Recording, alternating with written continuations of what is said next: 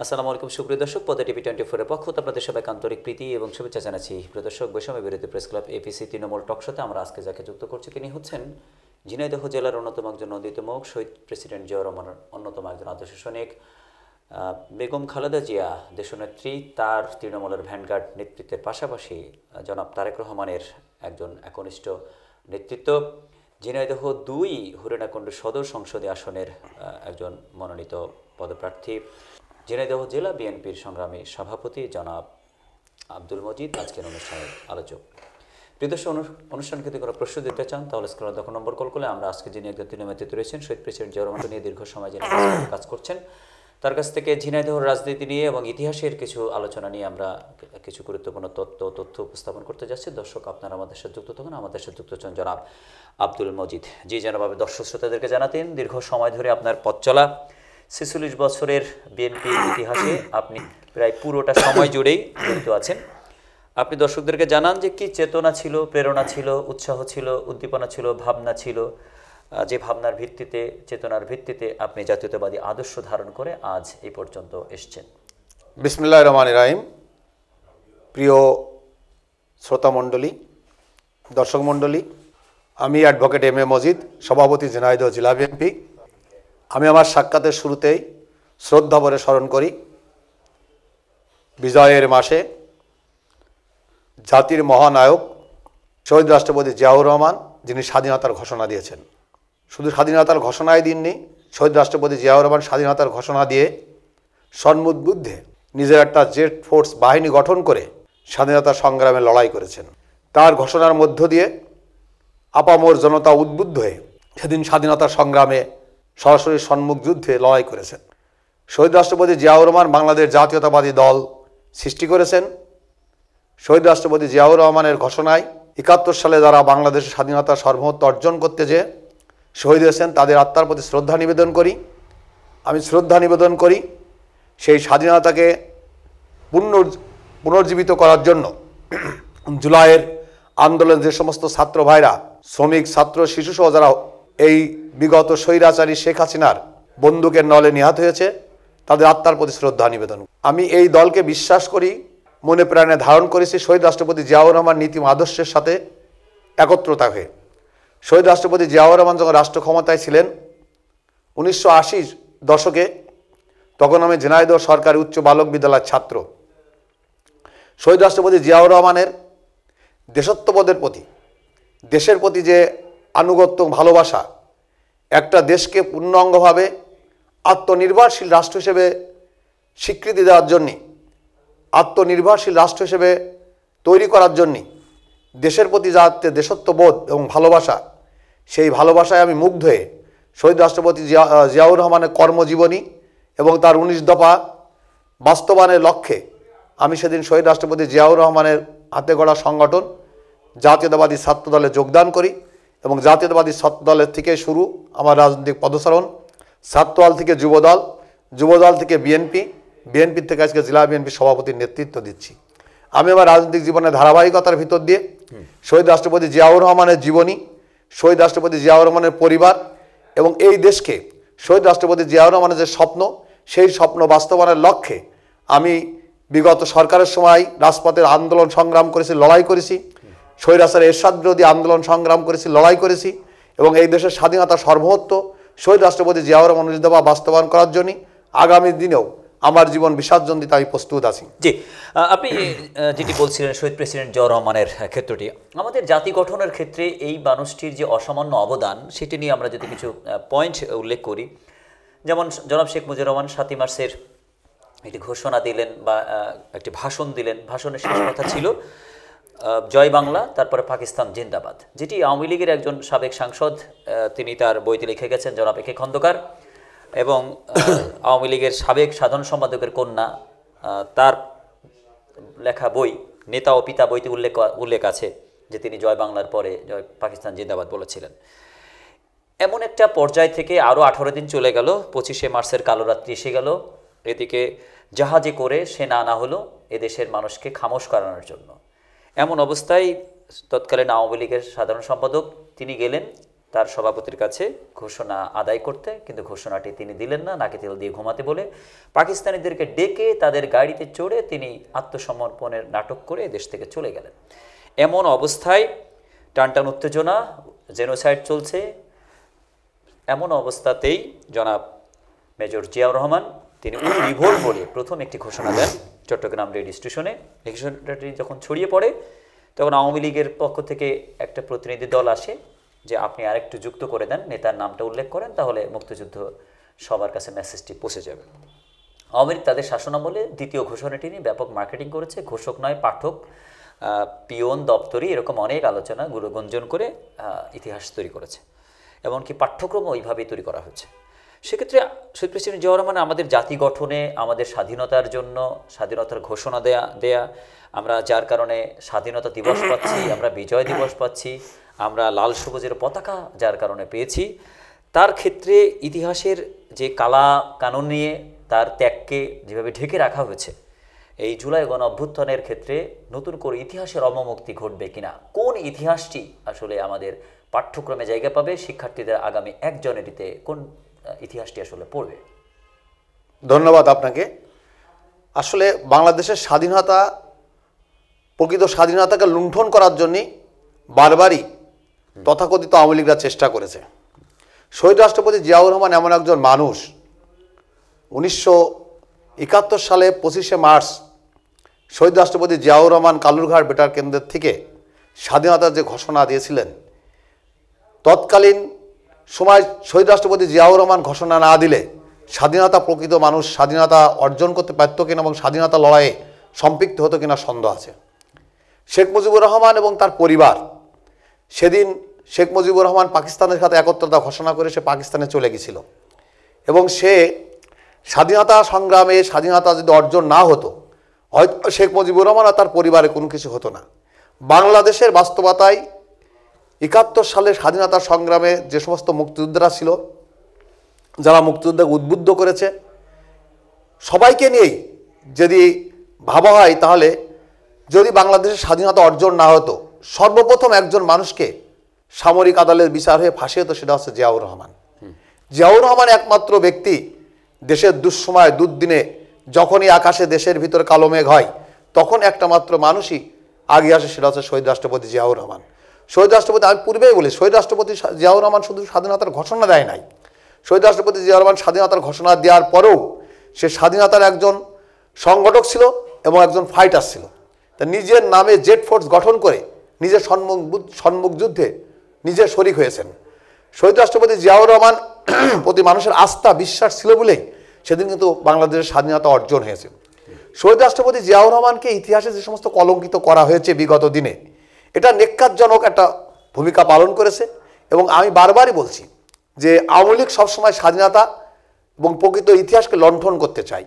বাংলাদেশের সম্পদ যেভাবে লণ্ঠন করেছে, বাংলাদেশের অর্থনৈতিক লম্পন করেছে, মানুষকে খুন করেছে, গুম করেছে, তদ্রূপভাবে ইতিহাসকেও সেভাবে কুলকিত করে, সেভাবে কুক্ষিগত করে নিজেদের সম্পদ মনে করতে চায়। পবিত্র পার্লামেন্টে দাঁড়িয়ে যখন আওয়ামী লীগের পার্লামেন্টের মেম্বাররা বক্তৃতায় বলে যে শহীদ রাষ্ট্রপতি জিয়াউর রহমান ছিল পাকিস্তানের দালাল, তখন মানুষ হাসে। তখন সেই পার্লামেন্ট মেম্বারদের বাড়ি গেলেও তার স্ত্রীরাও তাকে টিটকারি করে। এত বড় একটা মিথ্যা কথা না বললে হতো না?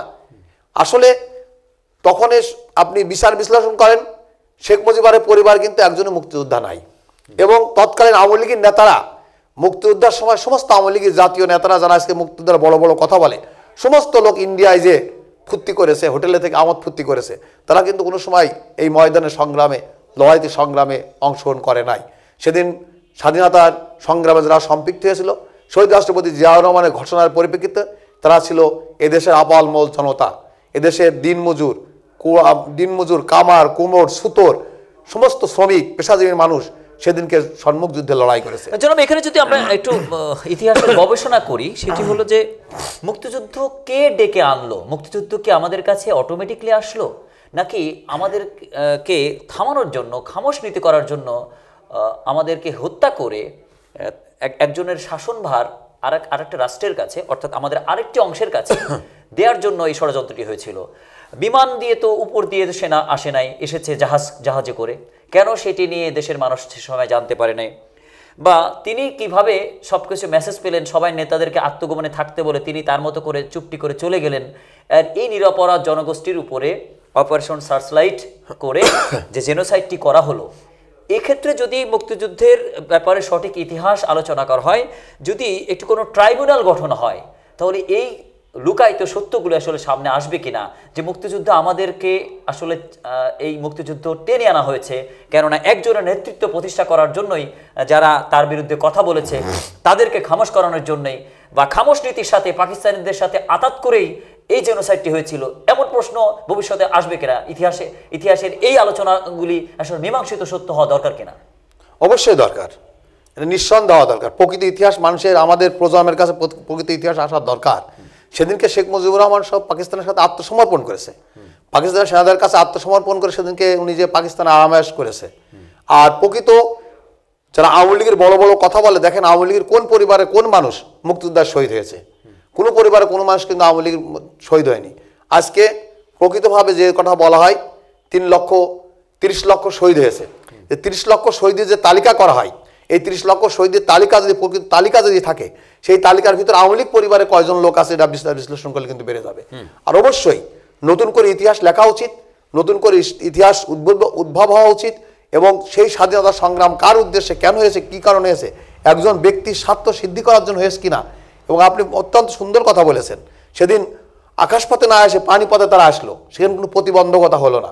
সেটা উনি জানতেন, তো শেখ মুজিবুর রহমান উনি জানতেন, অবশ্যই উনি জানতেন। উনি নিজে জেনে নিজের পরিবার এবং নিজের দলের লোকের নিরাপদ স্থানে সরাই দিয়েছে। এদেশের মানুষের উপর অত্যাচার নির্যাতন হয়েছে, তখন করে দেখার আওয়ামী লীগের কোনো লোক দেখার কেউ ছিল না। যারা প্রকৃত নেতৃত্ব দিয়েছে, মুক্তিযোদ্ধার নেতৃত্ব দিয়েছে, তারা কেউ আওয়ামী লীগের লোক ছিল না, তারা ছিল সাধারণ মানুষ। তার দেশের আবেগের জায়গার থেকে দেশের জন্য, রাষ্ট্রের জন্য তারা জীবন দিয়েছে।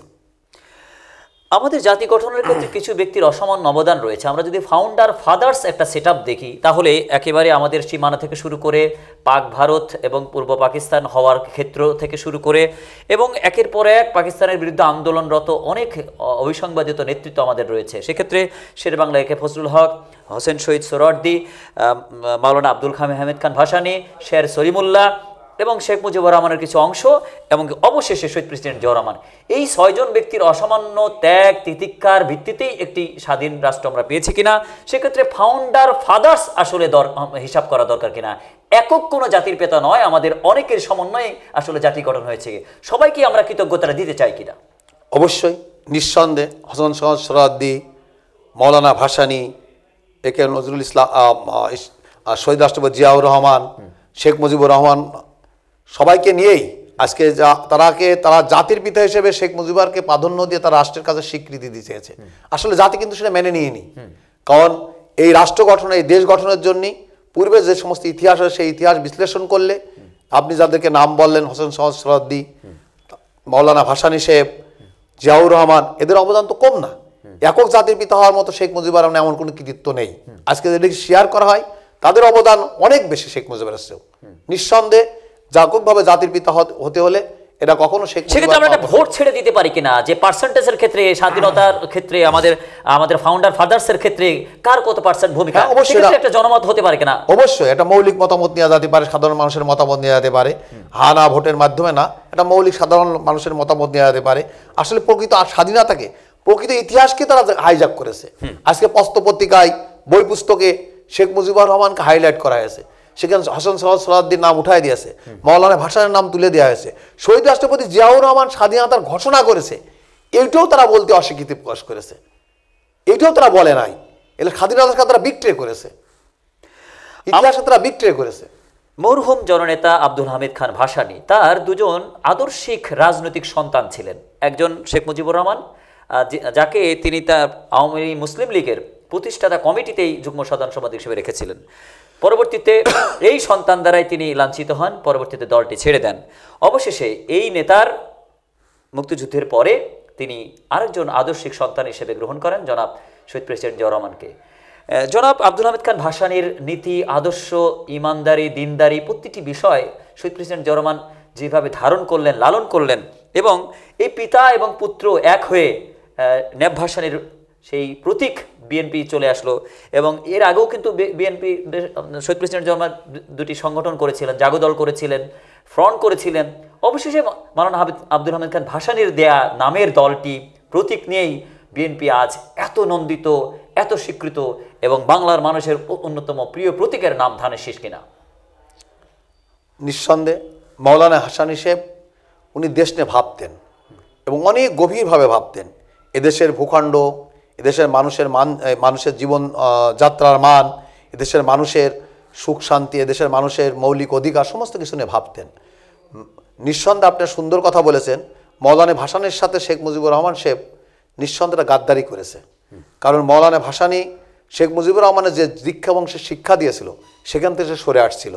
আর শহীদ রাষ্ট্রপতি জিয়াউর রহমান মৌলানা ভাসানীর ধারণকৃত সমস্ত উপদেশ, ধারণকৃত সমস্ত নীতি আদর্শকে বাংলাদেশ জাতীয়তাবাদী দলের ভিতরে সম্পৃক্ত করে 19 দফা বাস্তবায়ন করে মৌলানা ভাসানীর দেওয়া সেই ধানের শীষ প্রতীক নিয়ে বাংলাদেশ জাতীয়তাবাদী দল প্রতিষ্ঠা করেছে। এবং বাংলাদেশ জাতীয়তাবাদী দল যে আঙ্গিকে প্রতিষ্ঠিত হয় বাংলাদেশি জাতীয়তাবাদের চেতনায় মানুষকে উদ্বুদ্ধ করে এদেশের 19 দফা বাস্তবায়নের লক্ষ্যে, যে 19 দফার ভিতরে একটা রাষ্ট্রের সমস্ত কিছুই সম্পৃক্ততা আছে।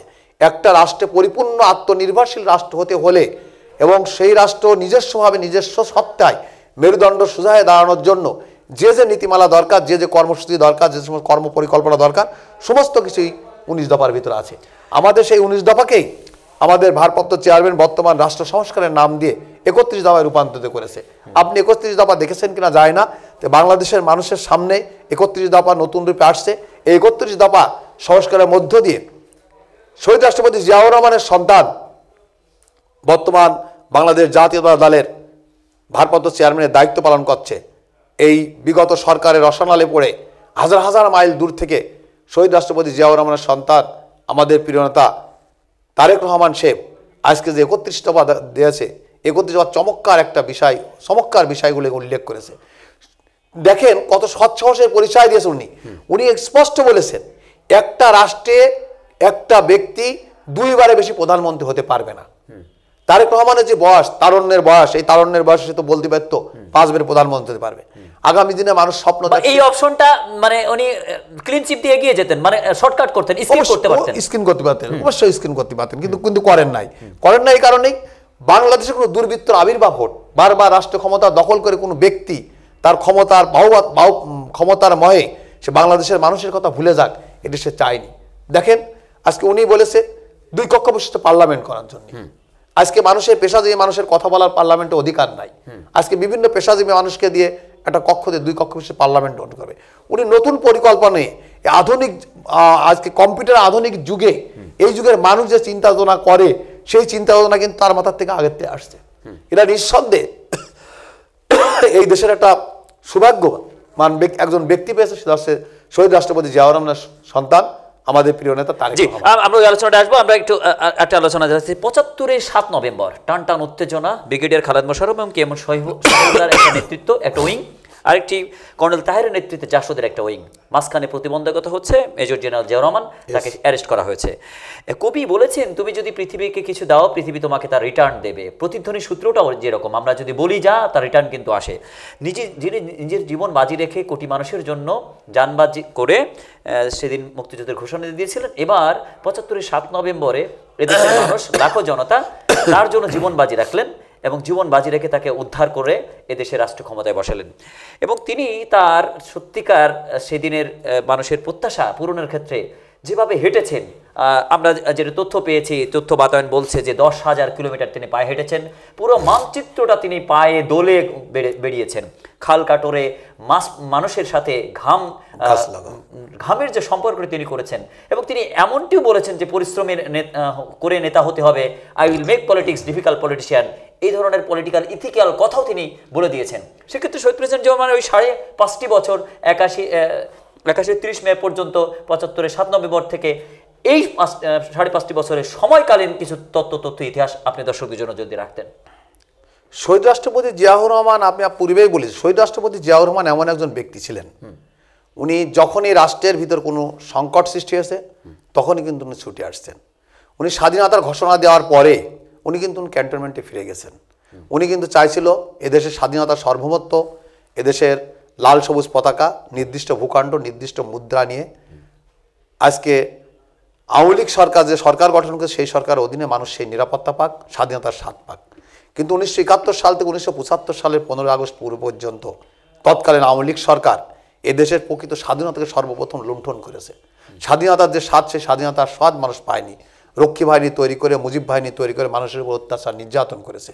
মানুষের খাদ্যের সংকট হয়েছে, মানুষ খেয়ে না পেয়ে মানুষের নিজের মাংস নিজে খেয়েছে, এবং মানুষ মৃত্যুর পরে কলার পাতায় দাফন করতে হয়েছে। দুর্ভিক্ষ হয়েছে দেশে, দেশের মানুষ না খেয়ে দেখেছে, একজন মানুষ বমি করেছে আর একজন মানুষ খেয়েছে। এই সংকটময় মুহূর্তে 1975 সালের 15 আগস্ট যখন তার দলীয়করণ, আত্মীয়করণ, খাদ্য সংকট, মানুষ হাহাকার হচ্ছিল, তখন শেখ মুজিবুর রহমানের হত্যার পরে তারপর 1975 সালের 7ই নভেম্বর আগে 3রা নভেম্বর থেকে 7ই নভেম্বর হয়েছে দেশে কোনো রাষ্ট্র ক্ষমতায় কোনো ব্যক্তি ছিল না। সবচেয়ে বড় কথা দেখেন, 1975 সালের 7ই নভেম্বর যে কথাটা বলছেন, 7ই নভেম্বর শহীদ রাষ্ট্রপতি জিয়াউর রহমান ক্যান্টনমেন্ট থেকে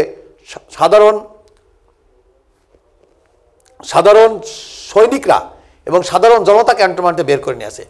3রা নভেম্বর থেকে 7ই নভেম্বর পর্যন্ত পাল্টা কু, ধারাবাহিক কুর পরে পাল্টা কু চলেছে। দেশে মাঝিবিহীন নৌকা ছিল, দেশে কোনো নেতৃত্ব দেওয়ার মতো কোনো লোক ছিল না। তখন বাংলাদেশের মানুষ এবং সাধারণ সৈনিকরা মনে করেছে একটা মাত্রই ব্যক্তি আছে যে এই দেশের এই দুঃসময়, এই দুর্দিনের সংকটময় মুহূর্তে এই কালো মেঘকে পরিষ্কার করতে পারে একটা মাত্র ব্যক্তি, যে তৎকালীন সময় নিজের জীবন বাজি রেখে স্বাধীনতার ঘোষণা দিয়েছিল। সেই ব্যক্তি দুইটা অক্ষরের নাম যার, শহীদ রাষ্ট্রপতি জিয়াউর রহমান। সেই জিয়াউর রহমান তখন সিপাহী জনতা একসাথে এবং সাধারণ মানুষ একসাথে করে ক্যান্টনমেন্ট থেকে তার মুক্ত করে নিয়ে আসে। আজকে বাংলাদেশের 1975 সালের 7ই নভেম্বর রাষ্ট্র ক্ষমতার দায়িত্ব বা তৎকালীন সময়ের দায়িত্ব জিয়াউর রহমানের উপর। শহীদ প্রেসিডেন্ট যেমন অনেক কিছু করেছেন, তার মধ্যে অন্যতম আমাদের অর্থনীতির চাকা ঘোরানোর জন্য তিনি যে শুরু করেছিলেন ম্যান পাওয়ার রপ্তানি, অর্থাৎ আমাদের শ্রম বাজারের ক্ষেত্রে যে সূত্রটা, আজকে 1,20,00,000 রেমিটেন্স যোদ্ধা কিন্তু সারা বিশ্বে রয়েছেন এবং তারা আমাদের দেশের জন্য রেমিটেন্স পাঠাচ্ছেন, যা আমাদের রাজস্ব আয়ের অন্যতম প্রধান খাত হয়ে দাঁড়িয়েছে। সেক্ষেত্রে শহীদ প্রেসিডেন্ট জিয়াউর রহমানকে আপনারা জাতীয়তাবাদী দল তাকে যদি সার্বজনীন করে দেন, তাকে যদি আপনারা রেমিটেন্স যোদ্ধাদের কাছে ছেড়ে দেন, তাহলে যিনি রেমিটেন্সের প্রবর্তন করলেন, এদেশ থেকে ম্যান পাওয়ারের জন্য বিশ্বে আমাদের শ্রমিক ভাইদের জন্য একটা অবস্থান তৈরি করলেন, তাকে তারা ফাউন্ডার ফাদার্স হিসাবে বা রেমিটেন্স ফাদার হিসাবে স্বীকৃতি দিবে কিনা? প্রবাসীদের চোখে একজন শহীদ প্রেসিডেন্ট জিয়াউর রহমান আসলে কিভাবে স্বীকৃতি পাবে বলে আপনি মনে করেন? শহীদ রাষ্ট্রপতি জিয়াউর রহমান 1975 সালের 7ই নভেম্বর পর রাষ্ট্র ক্ষমতা আসার পরে উনি সামরিক আইনের ভিতর রাষ্ট্র ক্ষমতায় এবং নির্বাচিত রাষ্ট্র ক্ষমতায় ছিলেন। 1975 সালের 7ই নভেম্বর থেকে 1981 সালের 30 মে পর্যন্ত এই সময়কালীন শহীদ রাষ্ট্রপতি জিয়াউর রহমান দেশ শাসন আমলে আপনি একটা চমৎকার রাষ্ট্র পেয়েছেন। চমৎকার রাষ্ট্র। বাংলাদেশের পত্রপত্রিকার স্বাধীনতা ছিল না, এক ধারছে বাংলাদেশের মানুষের কোনো স্বাধীনতাই ছিল না। পত্রপত্রিকার স্বাধীনতা দিয়েছে, কোনো রাজনৈতিক দল ছিল না, সমস্তরা এই আওয়ামী লীগকে রাজনীতি করার অধিকার দিয়ে শহীদ রাষ্ট্রপতি জিয়াউর রহমান। শহীদ রাষ্ট্রপতি জিয়াউর রহমান শুধু বাংলাদেশের মানুষের মৌলিক অধিকার, মানুষের স্বাধীনতা, সার্বভৌমত্ব, আইনের শাসন, গণতন্ত্র ফিরিয়ে দিইনি। শহীদ রাষ্ট্রপতি জিয়াউর রহমান আত্মনির্ভরশীল রাষ্ট্র হিসেবে অর্থনৈতিক স্বয়ংসম্পন্ন, খাদ্যে স্বয়ংসম্পন্ন, চিকিৎসায় স্বয়ংসম্পন্ন করার জন্য যে কথাটা আপনি পূর্বেই বলেছেন, শহীদ রাষ্ট্রপতি জিয়াউর রহমান এদেশের যুব সমাজকে সম্পদ মনে করেছে। যুব সমাজকে সম্পদ মনে করে এই যুব সম্পদকে কাজে লাগার জন্য উনি তৎকালীন সময় বিভিন্ন রাষ্ট্রের সাথে আলোচনা সাপেক্ষে এদেশের শ্রমিককে বিদেশে পাঠানোর ব্যবস্থা করেছে। শহীদ রাষ্ট্রপতি জিয়াউর রহমান, আপনি একটা কথা ভুলে যাচ্ছেন কেন? শহীদ রাষ্ট্রপতি জিয়াউর রহমান সর্বপ্রথম এই গার্মেন্টস সেক্টরটা শহীদ রাষ্ট্রপতি জিয়াউর রহমান সর্বপ্রথম চালু করেছে। পল্লী চিকিৎসা শহীদ রাষ্ট্রপতি জিয়াউর রহমান সর্বপ্রথম শুরু করেছে। গ্রামে গ্রামে পল্লী চিকিৎসার সিস্টেমটা শহীদ রাষ্ট্রপতি জিয়াউর রহমান চালু করেছে। শহীদ রাষ্ট্রপতি জিয়াউর রহমান গার্মেন্টস সেক্টরকে প্রাধান্য দিয়ে আজকে বিদেশের থেকে যে রেভিডেন্স, গার্মেন্টস থেকে যে রেভিডেন্স আছে বা যে অর্থনীতি যেটা আছে, এটা শহীদ রাষ্ট্রপতি জিয়াউর রহমান করছে। এদেশের যুবক সমাজ হাজার হাজার বেকার ছেলেকে সেদিন বিদেশে পাঠিয়ে কর্মসংস্থানের ব্যবস্থা করে দিয়েছে। শহীদ রাষ্ট্রপতি জিয়াউর রহমান খাল খনন করে লক্ষ লক্ষ একর জমিকে উৎপাদনের নিয়ে আসার জন্য খাল খনন শেষের ব্যবস্থা করে দিয়েছে।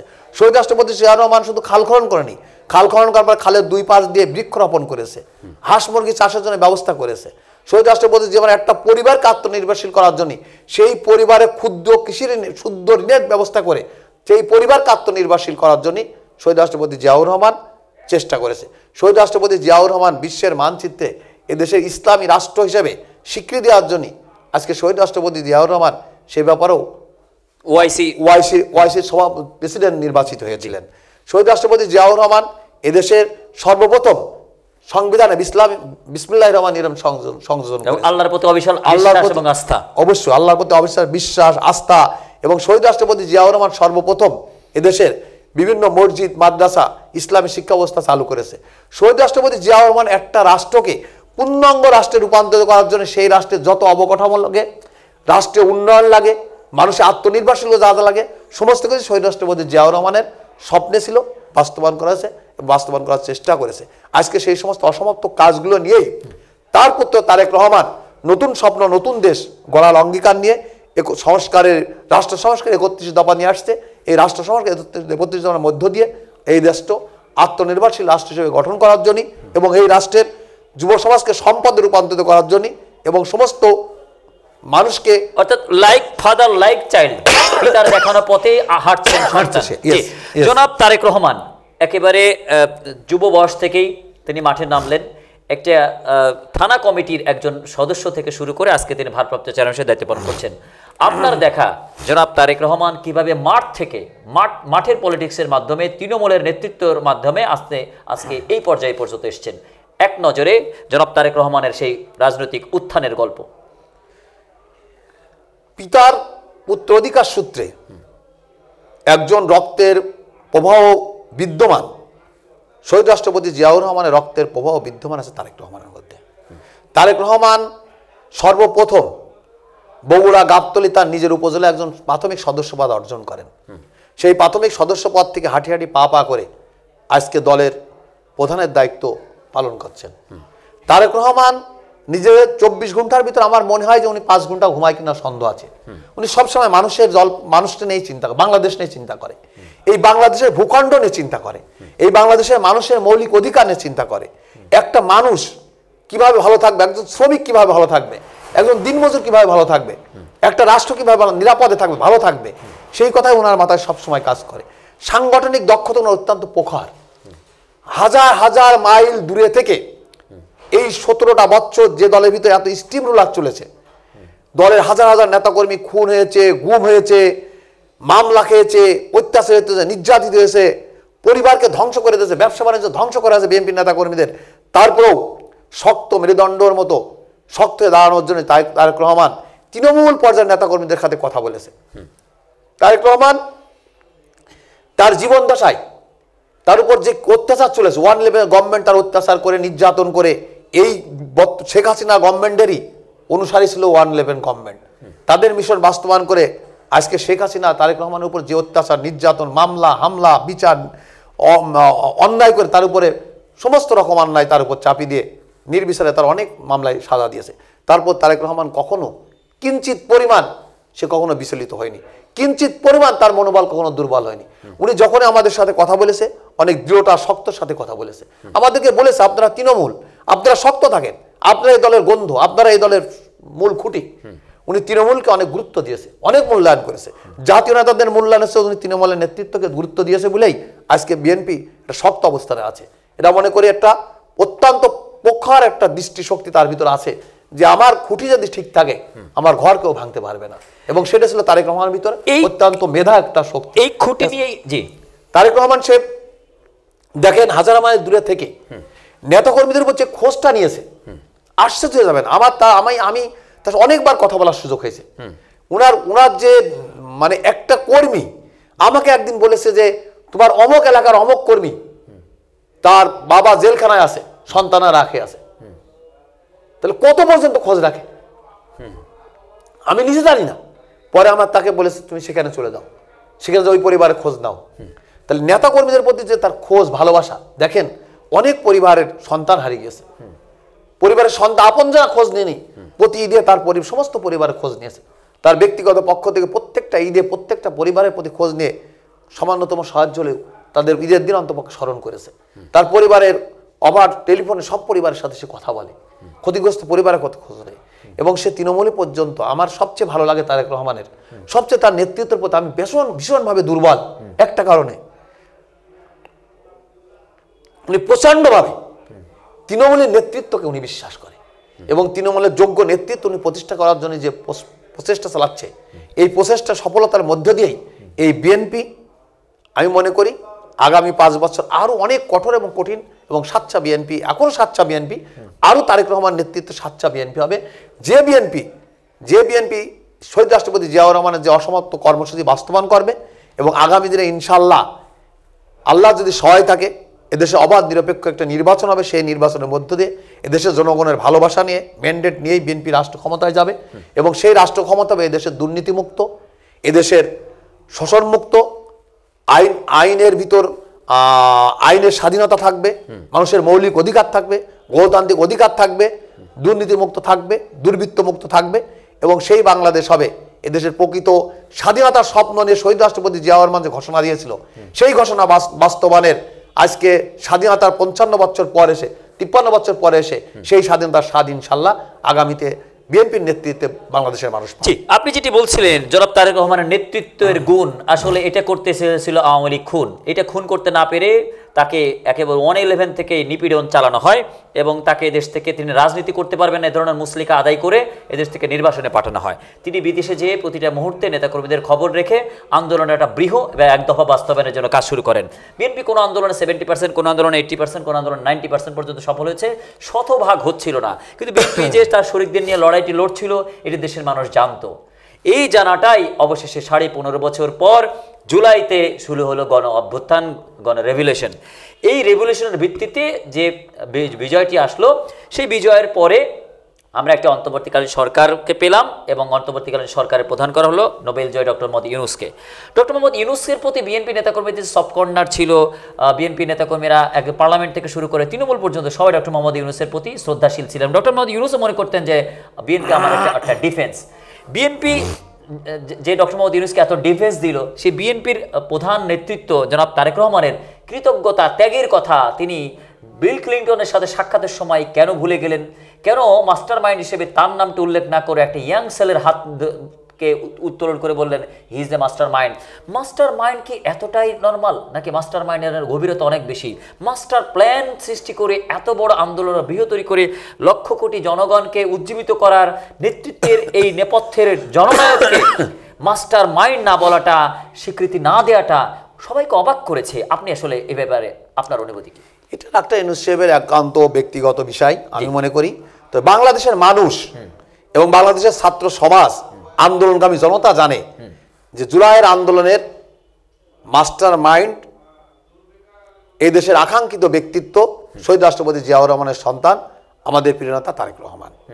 এইটে কেউ অস্বীকার করে না, অস্বীকার করতে পারে না, কারণ মাস্টার প্ল্যান এবং মাস্টার মাইন্ড দুইটা কাজই তারেক রহমানের কোণ থেকে আসছে, ওনার নির্দেশনা আসছে। কারণ আমরা তো তার সরাসরি তার নির্দেশনায় আন্দোলন করেছি এবং সে আমাদের যে নির্দেশনা দিয়ে সেই নির্দেশনার বিশ্লেষণ করলে আমরা আন্দোলনটা ছিল একটা ক্যামোফ্লাইজিং, অর্থাৎ সদ্যকরণ, অর্থাৎ ছাত্রদেরকে সামনে রাখতে হবে, পিছনে অভিভাবক হিসেবে আপনাদের থাকতে হবে। জি, ওনার প্ল্যানটা ছিল ঠিক এই যে বিএনপির নাম করলেই, বিএনপি কথা বললেই রাস্তায় বিভিন্ন রকম প্রতিবন্ধকতার সৃষ্টি হচ্ছে। আমরা সামনে তাদেরকে রেখে পুরো প্ল্যানটাই আমাদের বিএনপির নেতৃত্ব তারেক রহমানের নেতৃত্ব হয়েছে এবং পুরো প্ল্যানটা বাস্তবায়ন করার জন্য আমি নিজে ছাত্রদের হাতে হেলমেট মাথায় দিয়ে আমি ছাত্রদের হাতে নিজে স্লোগান পর্যন্ত দিয়েছি, শাউটিং করেছি এবং আমাদেরকে তারেক রহমান স্পষ্ট নির্দেশ দিয়েছে যে বৈষম্য বিরোধী ছাত্র আন্দোলন যে চলছে এই আন্দোলনের পাশে থেকে সকল প্রকার সাপোর্ট দিতে হবে এবং তাদের সকল প্রকার সাপোর্ট দিয়ে জাতীয়তাবাদী ছাত্রদলের ছেলে সাধারণ ছাত্র তাদের ভিতরে অনুপ্রবেশ করে। এটা বৈষম্য বিরোধী ছাত্র আন্দোলন যেটা করছে এটা তো ধারাবাহিক আন্দোলনের একটা অংশ, একটা মাঠ উত্তপ্ত করার জন্য। একবারে তাওয়া কোনদিন গরম হয় না, একটা উত্তপ্ত তাওয়াই তারা এসে সেখানে শরিক হয়েছে এবং তারা শরিককে আমি অবমূল্যায়ন করি না, অবশ্যই নিঃসন্দেহে তাদেরকে আমি স্যালুট করি।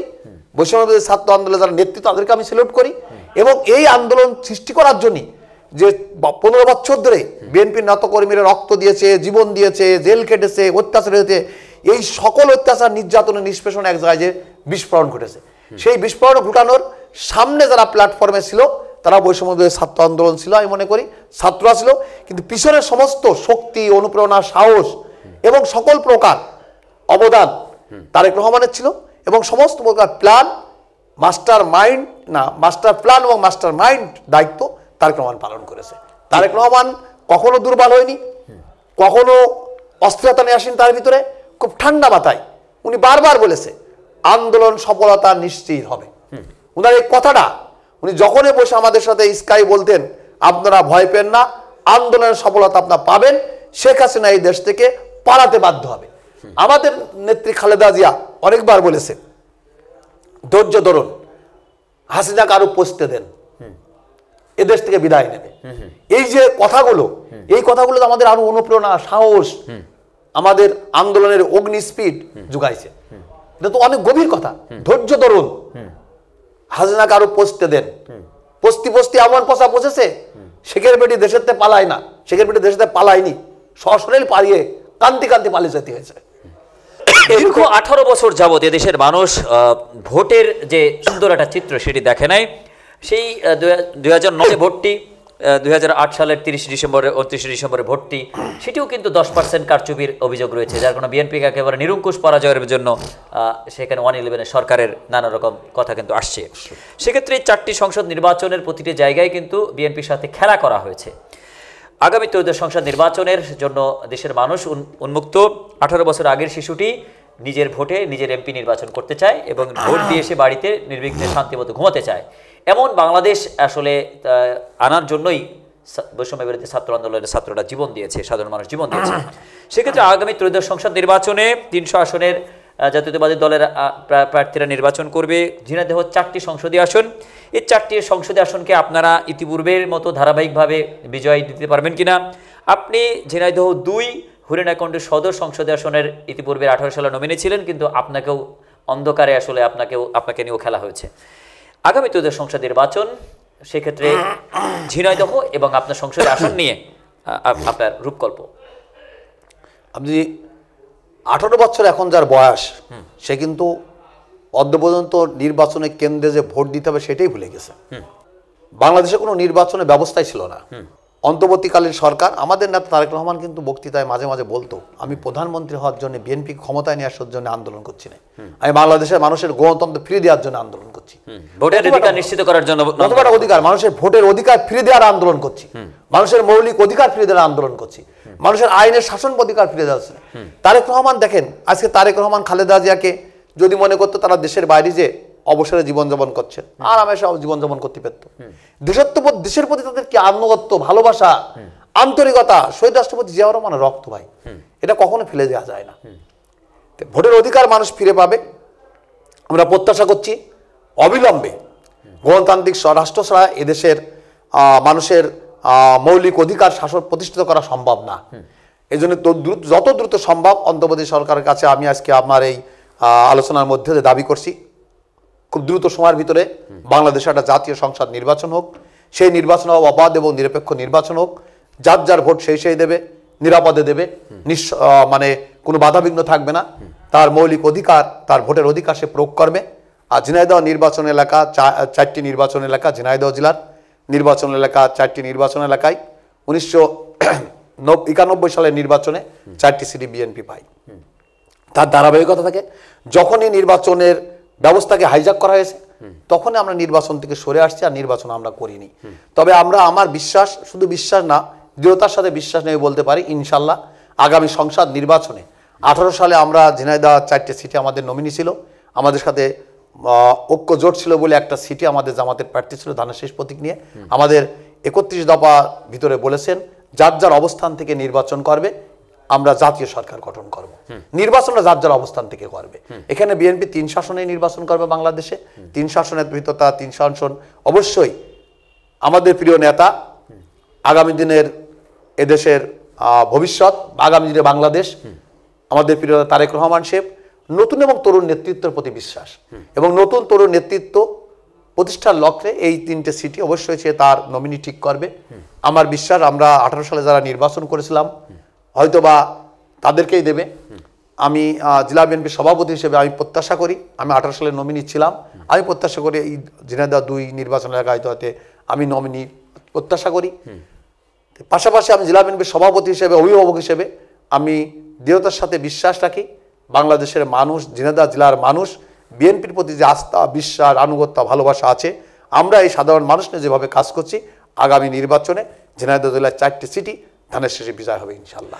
আপনি যদি বিজয়ী হন, যেহেতু জেলা বিএনপির দায়িত্বশীল, আবার দল যদি বিএনপি থাকে এবং আপনি যদি সংসদ সদস্য হন, তাহলে ঝিনাইদহকে আধুনিক ঝিনাইদহ করার ক্ষেত্রে কী ধরনের রূপকল্প রয়েছে?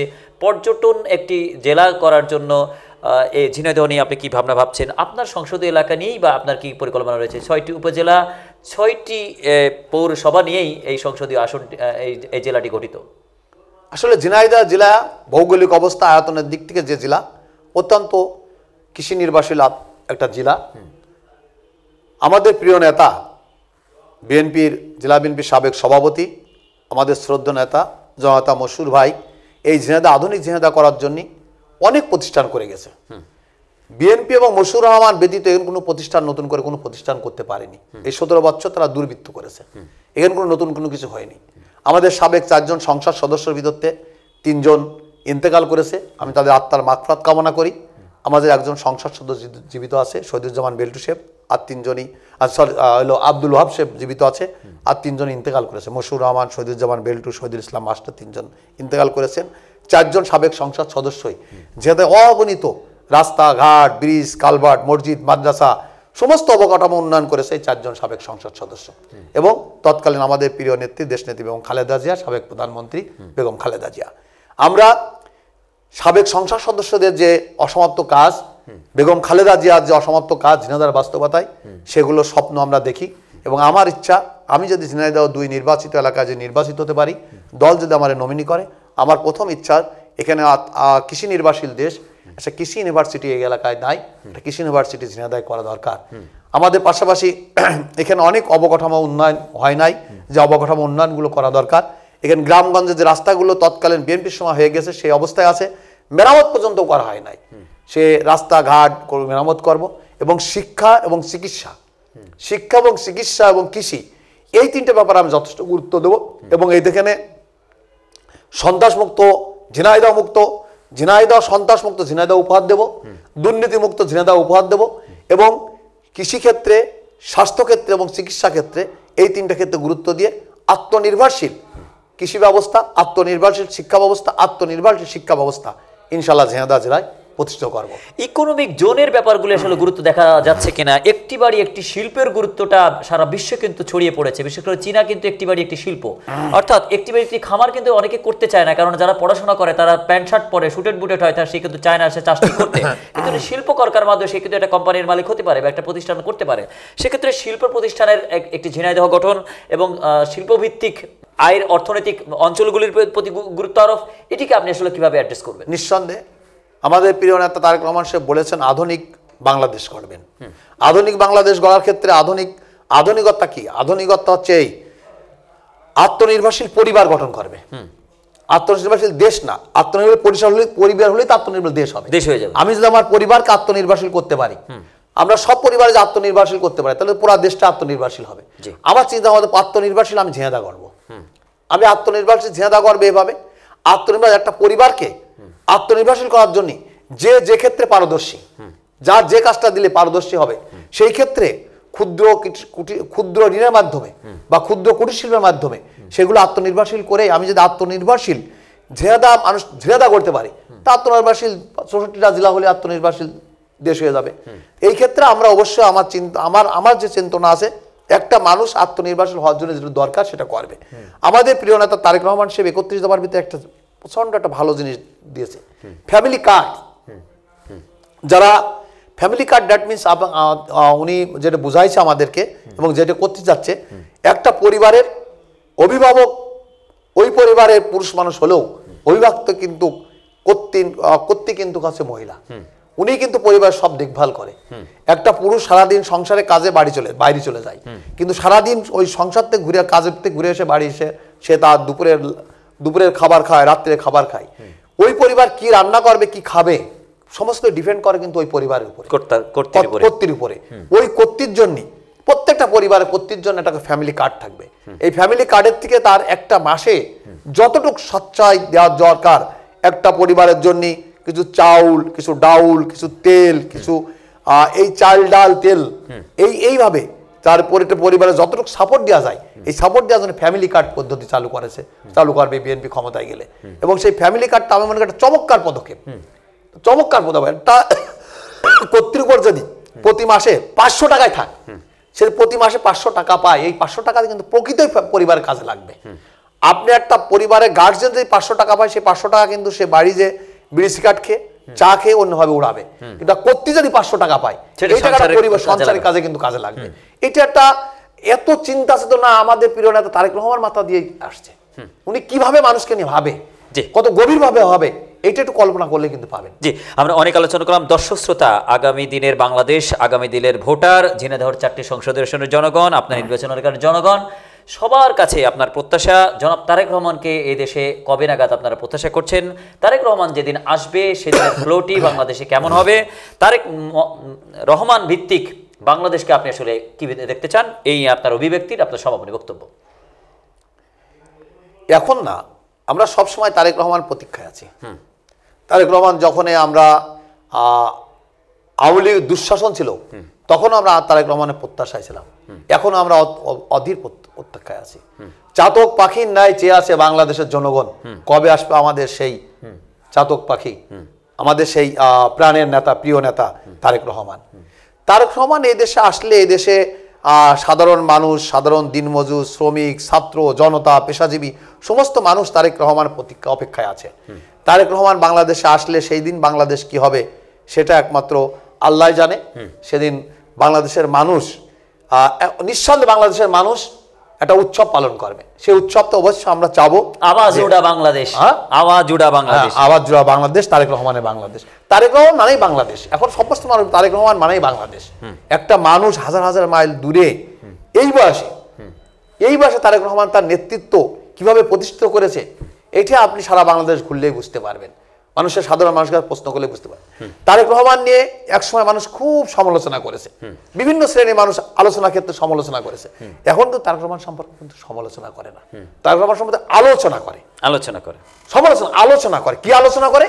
এই তারেক রহমানই পারবে এই দেশের স্বাধীনতা, সর্বমত মানুষের গণতন্ত্র, মানুষের মৌলিক অধিকার এবং এই দেশের স্বাধীনতার স্বপ্ন বাস্তবায়ন করতে। একমাত্র অনেক গ্রামের মানুষ বলে যে জিয়ার বেটা তারেক কবে আসবে দেশে। আমরা যখন তৃণমূল গ্রামে যখন মহিলাদের সাথে কথা বলি, সাধারণ মানুষ বলে, বাবা রে তোরা জিয়ার বেটা কবে নিয়ে আসবি, জিয়ার বেটা কবে আসবে, জিয়ার বাটা আসবে ফিরে নতুন করে এদেশের তরে। জি, আমরা অনেক আলোচনা করলাম। দর্শক শ্রোতাদের উদ্দেশ্যে আপনার শুভেচ্ছা বক্তব্যের আজকের আলোচনা থেকে অবশ্যই শিক্ষা গ্রহণ করবে দেশবাসী। দর্শক, এতক্ষণ আলোচনা করলেন আজকের যিনি আলোচক, তিনি ত্যাগের রাজনীতিতে দীর্ঘ 45 বছর যাবৎ ছাত্র রাজনীতির মাধ্যমে রাজপথে আছেন। তার কাছ থেকে যে আলোচনাগুলি আমরা করলাম, সেই আলোচনাগুলি থেকে দেখা গেল যে আগামী দিনের বাংলাদেশ আসলে কেমন হওয়া উচিত। আমরা কি মিথ্যাচারের, দোলাচালের বাংলাদেশের মধ্যেই আবার পুনরায় নিবেদিত হবে, নাকি সত্য, সাবলীলতা এবং সুন্দর বাংলাদেশের দিকে আমরা থাকবো? আমরা হিন্দু, বৌদ্ধ ঐক্য এবং মুসলিম ঐক্য নিয়ে আমরা যেমনভাবে আছি, আগে কি সুন্দর দিন কাটাইতামের মতোই সেরকম করে আমরা সুন্দর একটি বাংলাদেশ চাই কিনা, যেমন বাংলাদেশের প্রত্যাশায় আজকে যে আলোচনা, যে কথাগুলি বললেন, আমরা যে আলোচনা, সেগুলি বিষয় নিয়ে আগামী দিনের বাংলাদেশ সুন্দর করে গঠিত হোক। আজকের আলোচক যেভাবে ঝিনাইদহকে এই সুন্দর একটি রাজনৈতিক প্ল্যাটফর্ম এবং উন্নয়নের একটি ঝিনাইদহ করতে চান, সেই প্রত্যাশায় অবশ্যই আপনারা তার সহযোগিতা করবেন বা তার পাশে আপনারা থাকবেন, এবং তিনিও সবার কাছে যাচ্ছেন এবং আধুনিক ঝিনাইদহ গঠনের ক্ষেত্রে বা তার নির্বাচনী এলাকা গঠনের ক্ষেত্রে তিনি পরিকল্পনা করেছেন। সেগুলি অবশ্যই দর্শনায়ক তারেক রহমান জনাব, তিনি আজকের আলোচকের এই ত্যাগ তিতিক্ষার অনুযায়ী তাকে ভালো কোনো জায়গায় যদি বিএনপি ক্ষমতায় আসে অবশ্যই তাকে দেখবেন, এবং তার মাধ্যমেই দেশের বিভিন্ন জায়গা থেকে শুরু করে ঝিনাইদহকেও আর একটু উন্নত একটি নগরী বা অন্য একটু জেলার ক্ষেত্রেও তিনি ভূমিকা রাখবেন আজকের আলোচকের মাধ্যম দিয়ে। এই সম্পর্কিত বিষয়ে আসলে আলোচনার জন্য সবার কাছে প্রশ্ন রাখছি আমরা। দর্শক, পরিবর্তনের নতুন করে আলোচককে বা আজকের আলোচককে পুনরায় নতুন যুক্ত করার প্রত্যাশা রেখে আজকের মধ্যে বেজে টানছি। আমাদের সাথে থাকুন। আসসালামু আলাইকুম। আপনি 30 সেকেন্ড দর্শক শ্রোতাদের কাছ থেকে বিদায় গ্রহণ করুন। আমি আমার এই সাক্ষাৎকারের মধ্য দিয়ে যারা আমাদের ঝিনাইদহ জেলার সাধারণ মানুষ, আমাদের দলীয় নেতৃবৃন্দ, আপামর জনতা, সকল শ্রেণীর মানুষকে আমি ধন্যবাদ জানাচ্ছি। আমি মনে করি যে ঝিনাইদহের মানুষ, আমরা একটা পরিবার। আমরা ঝিনাইদহের মানুষ ভালো থাকি, ঝিনাইদহ জেলার মানুষ ভালো থাকি। আমরা আপামর অরুদ্ধ গণতন্ত্র, অবরুদ্ধ গণতন্ত্র থেকে মুক্ত গণতন্ত্রে ফিরে আসছি, অবরুদ্ধ স্বাধীনতা থেকে মুক্ত স্বাধীনতায় ফিরে আসছি। আগামী দিনে আমরা আইনের শাসন, দুর্বৃত্ত মুক্ত বাংলাদেশ, দুর্বৃত্ত মুক্ত ঝিনাইদহ, সন্ত্রাস মুক্ত ঝিনাইদহ, উন্নয়নের কারিগর ঝিনাইদহ হিসেবে আমরা দেখতে চাই, এই প্রত্যাশা রাখি। এবং সাধারণ ঝিনাইদহবাসীকে আমি ধন্যবাদ জানাই আমার কথা শেষ করছি। সবাই ভালো থাকি, সবাইকে ধন্যবাদ।